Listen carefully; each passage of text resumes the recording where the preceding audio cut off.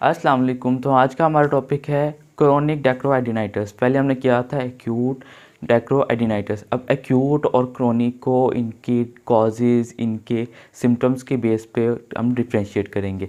Acute में क्या होता है कि एक्यूट के कॉजेज़ क्या होते हैं? वायरसेस होती हैं एंड बैक्टीरिया में सिर्फ और सिर्फ आपने याद रखना है स्ट्रेप्टोकोकस एंड गोनोकोकल होते हैं। और उसके बाद some फंजाई जिस तरह के जैसे कि हिस्टोप्लाज्मा।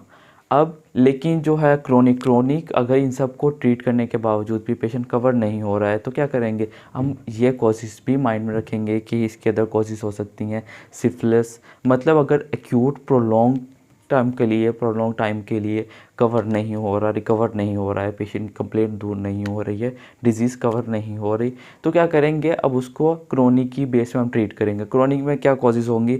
सिफिलिस हो सकता है, इसके अलावा ऑटो इम्यून कॉजेज़ होते हैं जैसा शोगन सिंड्रोम हो जाएगी, और इसके अलावा ल्यूकीमियाज एंड लिम्फोमास हो सकते हैं। तो इनकी ब्रीफ हिस्ट्री होगी, उसकी हिस्ट्री के अकॉर्डिंग हम उनको इन्वेस्टिगेट करेंगे। तो इन्वेस्टिगेशंस भी अकॉर्डिंग टू द डिजीज़ होगी, अकॉर्डिंग टू सिम्टम्स होंगे। हम सिम्टम्स की बेस पे हम उसकी डायग्नोसिस बनाएंगे और उसके अकॉर्डिंग हम उसको इन्वेस्टिगेशंस करेंगे एंड देन ट्रीटमेंट भी उसके अकॉर्डिंग होगा। लेकिन सिम्टम्स क्या होंगे? डिजीज़ के सिम्टम्स जो हैं वो यही होंगे कि इसके अंदर सुप्रा लेटरल ऑरिकुलर लिम्फ इसकी लैक्रिमल ग्लैंड की इन्फ्लेमेशन होगी, और ये स्वेल इन्फ्लेमेशन होती है, इतनी ज़्यादा स्वेलिंग होती है कि पूरी की पूरी जो आंख है वो बंद हो जाती है, अपर लिड टोटली स्वेल कर जाता है कि आइज़ ओपन नहीं कर पाता पेशेंट, और ये पेनलेस होता है। जबकि एक्यूट जो होता है लेस स्वेयर होता है लेकिन वो मोर पेनफुल होता है।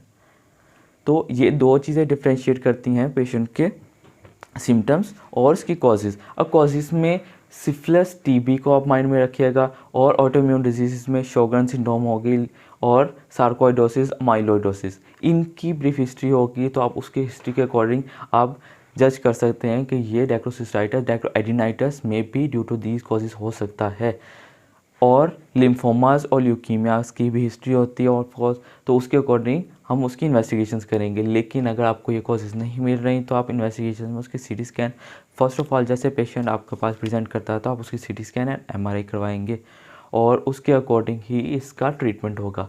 जो याद रखना वो ये याद रखना है कि ये वायरसेस नहीं होते हैं, इसकी कॉजेज़ ये हैं। वायरसेस होंगे, अगर आपको वायरल हिस्ट्री मिलती है तो वायरस तो होगा एक्यूट, और सिम्टम्स आपने याद रखना, पेनलेस होता है और सुप्रा लेटरल ऑर्बिट के अंदर इन्फ्लेमेशन होती है। इतनी इन्फ्लेमेशन होती है कि पूरा का पूरा आईलिड जो है स्वेल कर जाता है, आईलिड मूव नहीं कर पाता, आइज़ जो है क्लोज हो जाती हैं, पेशेंट अपनी आइज़ जो है ओपन नहीं कर पाता। तो ये थे क्रोनिक डैक्रोएडिनाइटिस। अब क्रोनिक एडिनोइटिस में कन्फर्म रिपीट कर दूं कि ये लैक्रिमल ग्लैंड की ही इन्फ्लेमेशन है, बट कॉजेज डिफरेंट है अदर देन एक्यूट, और इसकी प्रोलॉन्ग हिस्ट्री होगी हर उसके डिजीज़ के अकॉर्डिंग।